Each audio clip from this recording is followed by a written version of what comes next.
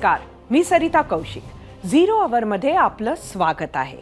सध्या महाराष्ट्राच्या राजकारणात सर्वात जास्त लाटा कोणत्या पक्षात उठत आहेत असा सवाल जर केला तर उत्तर एकच, राष्ट्रवादी काँग्रेस। आजचा दिवसही वेगळा नव्हता। शरद पवार महाराष्ट्राच्या राजकारणातला महत्त्वाचा फॅक्टर। 6 दशकांपासून राज्याच्याच नव्हे तर देशाच्या राजकारणात लवचिक आणि बेरजेचं राजकारण करणारे चाणक्य अशी त्यांची ओळख। पवारांच्या काळातील राजकीय घटना असो किंवा त्यांचे निर्णय, त्यांच्या राजकारणाचे महाराष्ट्रावर अनेक दूरगामी परिणाम झालेत। अशा पवारांनाही कोणीतरी ब्लॅकमेल करू शकतं आणि तेही राजकारणातीलच एक व्यक्ती, त्यांचा सहकारी। हे शक्य वाटतं का? पण हा बॉम्ब आज महाराष्ट्राच्या राजकीय पटलावर टाकला आहे माजी आमदार रमेश कदम यांनी। त्यामुळे आज फुटलेल्या राष्ट्रवादीतील सहकाऱ्यांमध्येच पवारांबाबत आधीपासूनच अविश्वास होता की काय असा प्रश्नही उपस्थित होतोय। छगन भुजबळ तुरुंगात असताना जामीन मिळत नसल्याने शरद पवारांना ब्लॅकमेल करायचे असा गोप्यस्फोट कदमांनी केल्यामुळे खळबळ उडाली आहे।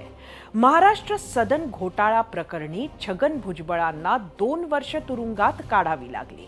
वारंवार प्रयत्न करूनही जामीन मिळत नसल्याने वेगळा मार्ग स्वीकारावा लागेल असा इशारा देत भुजबळांनी शरद पवारांना ब्लॅकमेल केल्याचा दावा रमेश कदमांनी केला आहे। हा दावा मात्र शरद पवारांनी काहीही न म्हणता मौन बाळगत आजचा दिवस काढलाय। रमेश कदम हे राष्ट्रवादीचे माजी आमदार आहेत, जे अण्णाभाऊ साठे आर्थिक विकास महामंडळात 312 कोटींच्या भ्रष्टाचार आरोप प्रकरणात तब्बल 8 वर्ष तुरुंगात होते। भुजबळांच्या नाराजीचं आणखी एक कारण सांगितलं जातं की 70,000 कोटींच्या सिंचन घोटाळ्याची देशभर चर्चा होऊनही अजित पवार मोकळे राहिले। पण त्या तुलनेत फारशी चर्चा नसलेल्या महाराष्ट्र सदन घोटाळ्याप्रकरणी भुजबळांना तुरुंगाची हवा खावी लागली। त्यामुळे पुतण्याला वाचवण्यासाठी काकांनी भुजबळांना बळीचा बकरा बनवल्याचीही चर्चा राजकीय वर्तुळात रंगली होती। पण त्याच अजित पवारांच्या बाजूने भुजबळ गेले आणि या चर्चा शांत झाल्या। काय नक्की म्हणाले रमेश कदम ते बघूया। त्यावेळेला देखील माननीय पवार साहेबांनी त्यांना मदत केली पाहिजे, मला उशीर होतोय, त्याबद्दलची ते नाराजी बोलून दाखवायचे की जर मला त्या ठिकाणी माझा लवकर जामीन झाला नाही तर मला वेगळा मार्ग स्वीकारावा लागेल अथवा काहीतरी करावं लागेल, अशा पद्धतीची ब्लॅकमेलिंग देखील ते त्यावेळी करताना म्हणजे आम्ही पाहिलेले आहे। छगन भुजबळ यांनी तर यावर फारसं काही बोलायला नकार दिला, पण अजित पवार गटाच्या राष्ट्रवादी काँग्रेसचे मुंबई अध्यक्ष रमेश कदम ते किती वर्ष आत होते, जवळजवळ 8 वर्ष आत होते तिथे। त्यांच्याबद्दल तुम्हाला सगळ्यांना माहिती आहे की आतमध्ये असताना सुद्धा त्यांचे वेगवेगळे कारनामे तुम्हाला सगळ्यांना माहिती आहे आणि ब्लॅकमेल करायचा काही प्रश्न येत नाही। साहेबांची तब्येत जेव्हा बरी नसायची त्या टायमाला जे हॉस्पिटल असेल KM हॉस्पिटलमध्ये साहेब जायचे, तिथे सगळीकडे त्यांचे जे काही मेडिकल रिपोर्ट्स वगैरे तिकडे आहे आणि म्हणून आता कोणीतरी परत एकदा बाहेर येऊन काहीतरी पब्लिसिटी स्टंट करण्याच्या दृष्टीने कदाचित त्यांनी हे स्टेटमेंट केलं असावं, त्याला आम्ही काही महत्त्व देत नाही। त्यातच आज दुसरा बॉम्ब टाकला मंत्री सुधीर मुनगंटीवारांनी। लक्ष होतं शरद पवार, विषय मराठा आरक्षण। आज हा विषय परत एकदा समोर आणला सुधीर मुनगंटीवार यांच्या आरोपांनी। 1960 पासून रखडलेल्या या आरक्षणाला शरद पवारच जबाबदार असल्याची टीका मुनगंटीवारांनी केली आहे।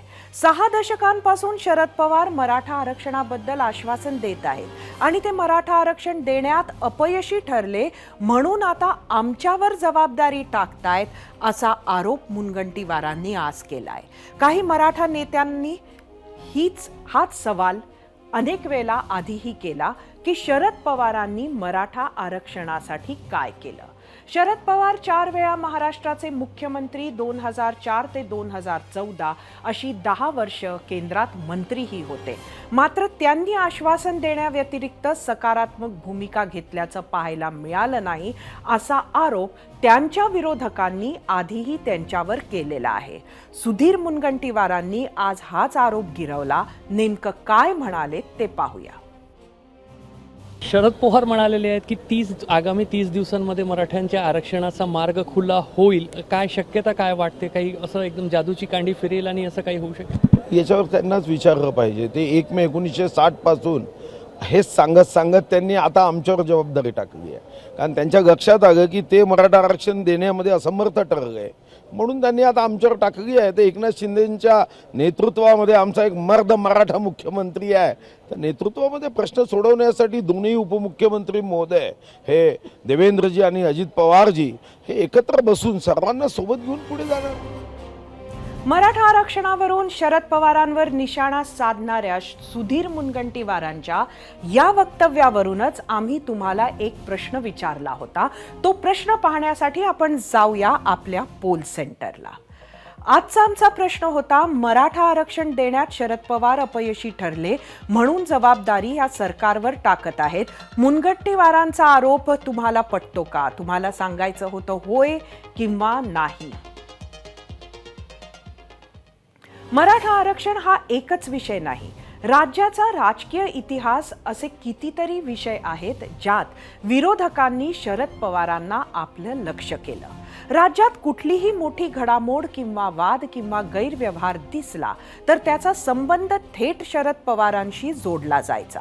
पवार यांनीही अशा गोष्टींवर स्पष्टीकरण देत आपला वेळ घालवला नाही. त्याचा परिणाम खऱ्या खोट्या सगळ्या गोष्टी आख्यायिका बनल्या. 2003चा सर्वात मोठा स्कॅम अशी ओळख मिळवलेल्या तेलगी घोटाळ्याच्या वेळीही असंच झालं होतं.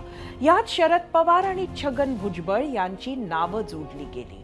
पुढे काहीच सिद्ध झालं नसलं तरी राष्ट्रवादीला आणि भुजबळांना याची राजकीय किंमत चुकवावी लागली.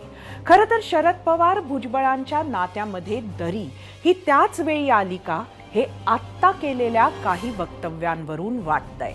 आजच्या या सर्व आरोप प्रत्यारोपाला 20 वर्षाआधीच्या त्या प्रकरणाची किनार आहे का, असं भुजबळांच्या बीडमधील सभेनंतर वाटू लागलं. या निमित्तानं त्यावेळी नेमकं काय झालं याबद्दल अधिक जाणून घेऊयात 0 आवरच्या या स्पेशल रिपोर्टमधून.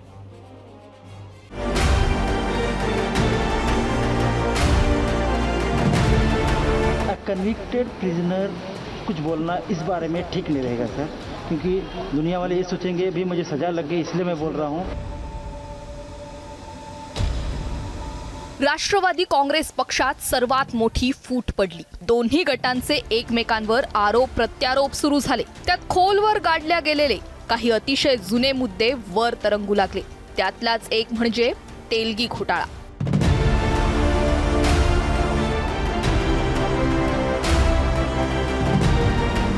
30,000 कोटींच्या या घोटाळ्याचा मास्टरमाइंड होता अब्दुल करीम तेलगी. 90च्या दशकात बनावट स्टॅम्प पेपर घोटाळ्याचं जाळं देशभर पसरलं होतं. 2001 साली म्हणजेच 22 वर्षांपूर्वी हा घोटाळा उघडकीस आला आणि महाराष्ट्रासोबत देश हादरला. तेलगीनं स्वतः नार्को टेस्टमध्ये शरद पवार, छगन भुजबळ यांची नावं घेतल्यानं वातावरण आणखीनच तापलं. Who has threatened you? Threatening is there. By whom? Not those politicians? Mr. यानंतर मॅजिस्ट्रेट समोर जबाब देताना तेलगीने कुणाचंही नाव घेतलं नाही आणि नार्को टेस्टचा मुद्दा मागे पडला. मात्र तोवर उशीर झाला होता. 2004 साली आघाडी सरकारमधील उपमुख्यमंत्री आणि गृहमंत्री छगन भुजबळ यांना राजीनामा द्यावा लागला. अनेकांनी त्याचा संबंध तेलगीच्या आरोपांशी जोडला.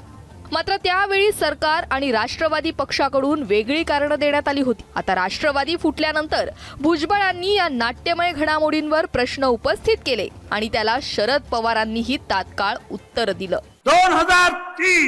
23 डिसेंबरला तुम्ही माझा राजीनामा घेतला उपमुख्यमंत्री पदाचा.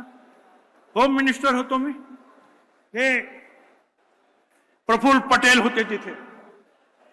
त्यांना बोलवण्यात आलं. माझी काय चूक आहे? प्रकरण तेलगी, त्याला अरेस्ट मी केला, मोका त्याच्यावर लावायला सांगितला, कडक कारवाई केली. काही लोकांनी फक्त आरोप केले. आणि साहेब तुम्ही मला बोलवलं आणि सांगितलं, आणि त्यावेळेला प्रफुल्ल पटेल तिथे त्यांना पण बोलवून घेतलं की भुजबळ तुम्ही राजीनामा द्या. त्यातच नुकतेच जामिनावर सुटलेले राष्ट्रवादीचे माजी आमदार रमेश कदम यांनी सनसनाटी आरोप केला. मध्ये काही काळ वेगळ्या प्रकरणात छगन भुजबळांना तुरुंगात जावं लागलं होतं. त्यावेळी भुजबळ तुरुंगातून शरद पवारांना ब्लॅकमेल करत होते असा आरोप त्या काळात जेलमध्ये असलेले रमेश कदम यांनी केला. यामुळे अनेकांना तेलगी घोटाळ्याचे संदर्भच आठवले. It is now left to the investigating agency how they will investigate this. 2017 साली अब्दुल करीम तेलगीचं तुरुंगातच निधन झालं. आपल्यासोबत तेलगी अनेक रहस्य घेऊन गेला, अनेक अनुत्तरित प्रश्न मागे सोडून गेला. त्याच्या जाण्याने हा घोटाळा संपला असं वाटत होतं. पण आता राष्ट्रवादीच्या फुटीनंतर हा विषय पुन्हा चर्चेत आलाय. 0 आवरसाठी ब्युरो रिपोर्ट, ABP माझा.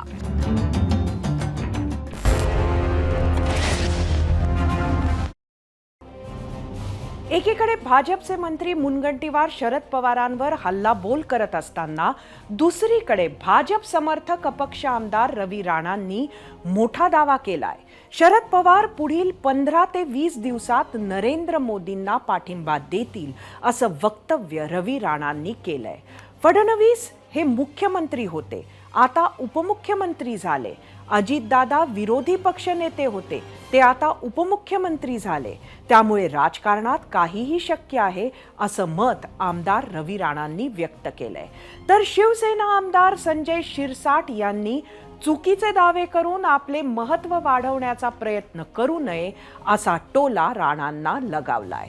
शरद पवारांबाबत विचारलेल्या प्रश्नावर आपण काय प्रतिक्रिया दिल्यात त्या प्रतिक्रिया पाहण्यासाठी आपण आता जाऊया आपल्या मीडिया सेंटरला. आजचा आपला प्रश्न होता, मराठा आरक्षण देण्यात शरद पवार अपयशी ठरले म्हणून जबाबदारी या सरकारवर टाकत आहेत. मुनगंटीवारांचा आरोप पटतो का? उज्ज्वल कुमार मस्के यांनी एक्सवरून प्रतिक्रिया दिली आहे. केंद्रात अपयशाला पंडित नेहरू, राज्यात अपयशाला पवार जबाबदार. हे सध्याच्या केंद्र आणि राज्य सरकारचे रडगाणे केव्हाच संपणार नाही. एक्सवरून गोपाळ दंडगव्हाळे, सत्ता असताना मराठ्यांना आरक्षण दिले असते तर मराठा समाजावर आंदोलनाची वेळ आली नसती आणि मराठ्यांचं राजकारण करता आलं नसतं. यूट्यूबवरून रमेश ढवळे, आम्हाला आरक्षण हवं आहे. यूट्यूबवरून राज इंगळे, शरद पवार भाजपची बी टीम आहे. यूट्यूबवरून मनीष बोरकर, सर्वच मराठा समाज गरीब नाही, त्यामुळे आर्थिक निकषावर आरक्षण मिळावं ही पवारांची भूमिका होती, त्यामुळे त्यांना दोष का द्यावा. फेसबुकवरून अतिश सकपाळ, त्यांना नाही जमलं, तुमच्यावर टाकलं, मग तुम्ही आता सरकारमध्ये आहात, मग द्या की आरक्षण, कशाला जनतेमध्ये राग द्वेष वाढवत आहात.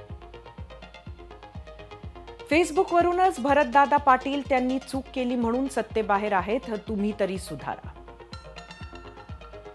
फेसबुकवरूनच अरुण काळे, नेमकं मराठ्यांना आरक्षण कुठून देणार हे सांगाल का, की उचलली जीभ लावली टाळ्याला.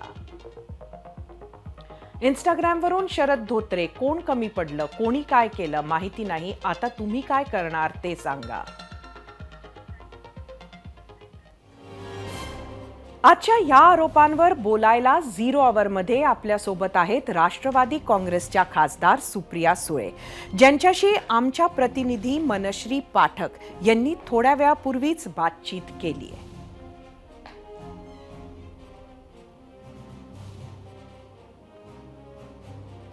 प्रश्न शरद पवारांविषयी असताना सुधीर मुनगंटीवार असं म्हणतायत की एक व्यक्ती आहेत, काही व्यक्ती आहेत की जे जाणीवपूर्वक राज्यातलं वातावरण अस्थिर राहावं याकरता प्रयत्न करतायत. मी स्टेटमेंट ऐकलेलं आहे आणि ते कुणाबद्दल बोलतायत हे आपण कसं ठरवणार नाव घेतल्याशिवाय. शरद पवारांविषयी प्रश्न असताना ते अशा पद्धतीने बोललेले आहेत. त्यांचं ते वैयक्तिक मत असेल. I have no comment. सध्याचा जो विषय आता चर्चेला आलेला आहे की माजी आमदार रमेश कदम असं म्हणतात की छगन भुजबळ हे शरद पवारांना जेलमध्ये असताना ब्लॅकमेल करत होते. काय तथ्य आहे याविषयी आणि कधी बोलणं झालं आहे का या संदर्भात तुमचं पवारांशी? एकतर श्री छगन भुजबळ हे माझ्यापेक्षा वयाने खूप मोठे आहेत आणि त्याच्यामुळे त्यांच्या कुठल्याही विधानाबद्दल मी ठरवलं आहे की ते वयापेक्षा मोठे आहेत आणि माझ्यावर झालेल्या संस्कारावर ज्या व्यक्तीबरोबर कधीही आपण एकत्र राहिलो असेल, काम करत असो, त्या व्यक्तीने कितीही वार केले तरी माझ्या संस्कृतीमध्ये आपल्या वयापेक्षा मोठ्या माणसांवर आपण उलट उत्तर द्यायचं नसतं. त्याच्यामुळे मी ह्याच्यावर उत्तर काही देणार नाही. बारामती ॲग्रोवरची रेड हा एक मोठा चर्चेचा मुद्दा झाला. या रेडबाबत काय म्हणाल? कारण जे काही आरोप प्रत्यारोप होतात, रोहित पवार यांच्या कंपनीवरती जी काही कारवाई झाली त्या बाबतीत काय म्हणाल? एक तर रेड झालेली नाही, त्यांना नोटीस पाठवलेली आहे आणि त्यांच्या नोटीसचं मी रोहित पवारांशी कालच त्याच्याबद्दल बोलले. संबंधित अधिकाऱ्यांची आम्ही चर्चा करून आम्ही आणि माझे दुसरेही बंधू श्रीनिवास पवार त्यांनाही मागे अशी नोटीस आली होती. त्याच्यामुळे त्यांचं श्रीनिवास पवारांचं मार्गदर्शन घेऊन रोहित आणि आम्ही ह्या कामामध्ये पुढे जाणार आहोत. बारामती लोकसभा मतदारसंघ ही तुमची ओळख आहे किंवा तुमची ओळख या मतदारसंघाने निर्माण केलेली आहे. मात्र आता येणाऱ्या काळामध्ये सुनेत्रा पवारांना या मतदारसंघातनं निवडणुकीकरता उतरवायचं अशी एक चर्चा राजकीय वर्तुळात केली जाते. काय सांगाल? एकाच घरामध्ये या 2 लढती झाल्या तर तुम्ही तयार आहात का? एकतर मी लोकशाहीवर विश्वास ठेवते. भारतीय जनता पक्षाने 3 वेळा माझ्या विरोधात कॅन्डिडेट दिलेला आहे आणि माझ्यासाठी मी लोकशाहीच्या चौकटीतच राजकारण आणि समाजकारण करते. माझा संविधानावर प्रचंड प्रेम, विश्वास आणि आदर आहे. त्यामुळे कोणीतरी माझ्या विरोधात इलेक्शन लढावंच आणि कोणीही लढेल त्याचं मी मनापासून स्वागत करीन. कारण का मी दडपशाहीवर विश्वास ठेवत नाही, मी लोकशाहीवर विश्वास ठेवते. त्याच्यामुळे कोणीतरी हे लढेलच आणि ही लढ पारदर्शकपणे व्हावी एवढीच माझी इलेक्शन कमिशनकडे अतिशय प्रांजळपणे विनंती राहील. ताई, गेल्या काही महिन्यांमध्ये तुमच्या अवतीभोवती बऱ्याच काही उलटापालथी झालेल्या आहेत. या सगळ्यामध्ये रक्षाबंधनही होऊन गेलं. अजित पवारांशी गेल्या काही महिन्यात, गेल्या 3 महिन्यात विशेषतः भेट झाली आहे का? काही बोलणं झालं आहे का? माझं भेट आणि बोलणं ही सगळ्यांचीच होतं. दिल्लीमध्येही सगळ्या मंत्र्यांशी मी बोलते, भारतीय जनता पक्षाच्या खासदारांशी बोलते, मी सगळ्यांचीच बोलते. कारण का मी लोकशाहीवर विश्वास ठेवणारी व्यक्ती आहे. त्याच्यामुळे डायलॉग हा असलाच पाहिजे आणि माझ्यासाठी कुठलीही लढाई ही वैचारिक असते, वैयक्तिक कधीच नसते. म्हणजे मला एका कार्यक्रमामध्ये अमित शहाजींबद्दलही प्रश्न विचारला होता. मी माननीय अमित शहाजीही जेव्हा दिल्लीत जाते तेव्हा भेट घेत असते. त्याच्यामुळे मला असं वाटतं डायलॉग, संपर्क आणि बोलणं हे एका लोकशाहीमध्ये असलंच पाहिजे. कारण का चर्चा तर झालीच पाहिजे एक, आणि दुसरं की माझे कोणीही वैयक्तिक विरोधक नाही आहेत. भारतीय जनता पक्षालाही मी वैयक्तिक विरोधक संपत नाही. माझी त्यांच्याशी वैयक्तिक लढाई नाही, माझी वैचारिक लढाई त्यांच्याशी. केवळ शरद पवारच टार्गेटवर आहेत असं नाही, तर त्यांच्या सोबत असणारे राष्ट्रवादीचे आमदार रोहित पवारही अडचणीत सापडले आहेत. रोहित पवारांच्या बारामती ॲग्रो कंपनीला प्रदूषण नियंत्रक मंडळाकडून नोटीस बजावण्यात आली आहे. 28 सप्टेंबर रोजी पहाटे 2 वाजता ही नोटीस बजावल्यानं चर्चांना उधाण आलं. ही कारवाई राजकीय हेतूंनी प्रेरित असून राज्यातील 2 मोठ्या नेत्यांच्या इशाऱ्याने ही कारवाई केल्याचा पलटवार रोहित पवारांनी केला. दरम्यान आता हायकोर्टानं रोहित पवारांना दिलासा दिलाय. 6 ऑक्टोबरपर्यंत कारवाई न करण्याचे कोर्टाने महाराष्ट्र प्रदूषण नियंत्रण बोर्डाला आदेश दिलेत. आम्ही आजच्या भागात विचारलेल्या प्रश्नावर महाराष्ट्रानं काय कौल दिलाय ते पाहूया. तो पाहण्यासाठी जाऊया आपल्या पोल सेंटरवर. आजचा आपला प्रश्न होता, मराठा आरक्षण देण्यात शरद पवार अपयशी ठरले म्हणून जबाबदारी या सरकारवर टाकत आहेत. मुनगंटीवारांचा आरोप पटतो का? एकूण 8100 मतं आहेत यूट्यूबवर. 67% लोकांनी होय म्हटलंय, 33% लोकांनी नाही म्हटलंय. इंस्टाग्रामवर एकूण 2100 मतं.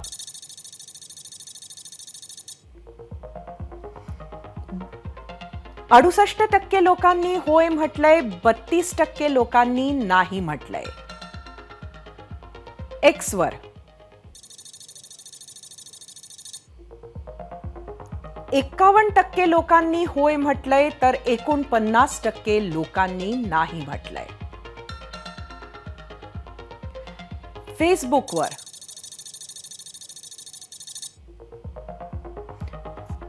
44% लोकांनी होय म्हटलंय तर 56% लोकांनी नाही म्हटलंय. एक काळ असा होता की आपल्या देशात, राज्यात, समाजात भ्रष्टाचार हा कलंक मानला जायचा, चारित्र्यावर मोठा डाग मानला जायचा. पण काळ बदलला, नैतिकतेचा स्तर घसरला. शब्द देणे सोपे झाले कारण तो पाळायचा असतोच असं नाही. बिच्चारी विचारधारा ती फक्त भाषणापुरती उरली कारण भ्रष्टाचार हाच शिष्टाचार बनत गेला. एखादं साधं वैध सरकारी काम लाच दिल्याशिवाय होणारच नाही याचा अनुभव आणि खात्री जनतेला पटू लागली. चहासाठी 2-5 रुपयांची चिरीमिरी घेणारा चपराशी बदनाम होत राहिला. कंत्राट मिळवण्यासाठी लाच देणारा आणि घेणारा बदनाम होत राहिला. सिग्नलवर अडवून तोडपाणी करणारा पोलीस बदनाम होत राहिला. आणि पत्रकारांना धाब्यावर न्या हे सांगणं अगदी सहज वाटू लागले. पण शेकडो, हजारो, लाखो, कोटींचा अपहार करणाऱ्यांना आपण आदर्श, महान मानू लागलो. देशाचा, जनतेच्या हिताचा ज्यांनी विचार करायचा त्यांच्यावरच घर भरल्याचा आरोप होऊ लागला. न्यायालयात ते सिद्ध झालं न झालं तरी त्याचे पुरावे मोठमोठ्या इस्टेटी, लॅविश लाईफस्टाईल, भल्या मोठ्या गाड्या, जमीन, जुमला, प्रॉपर्टीमध्ये लोकांच्या नजरेत दिसू लागले. भ्रष्टाचाराचा मुद्दा फक्त राजकारणापुरता वापरला जाऊ लागला हे आपले सर्वात मोठे दुर्दैव. नंतर वॉशिंग मशीनमध्ये आरोप धुवून त्यांच्या मांडीला मांडी घालून बसण्याला आपण मास्टर स्ट्रोक मानू लागलो. आपद्धर्म असं गोंडस नाव देऊन आपण भ्रष्टाचारासहित अनेक इतर गोष्टींना राजमान्यता कधी दिली आपल्याला कळलंच नाही. राजकीय पक्ष सत्तेसाठी विरोध करण्यात आणि एकत्र येण्यात मशगूल आहेत. त्यासाठी ते कोणताही विधिनिषेध बाळगणार नाहीत हे आपण गृहीत धरलेलं आहेच. पण या सगळ्यांची किंमत प्रत्यक्ष अप्रत्यक्षपणे शेवटी आपल्या सर्वांना चुकवावी लागणार आहे हे आपण तर विसरलो नाहीत ना. एबीपी माझा, उघडा डोळे बघा नीट.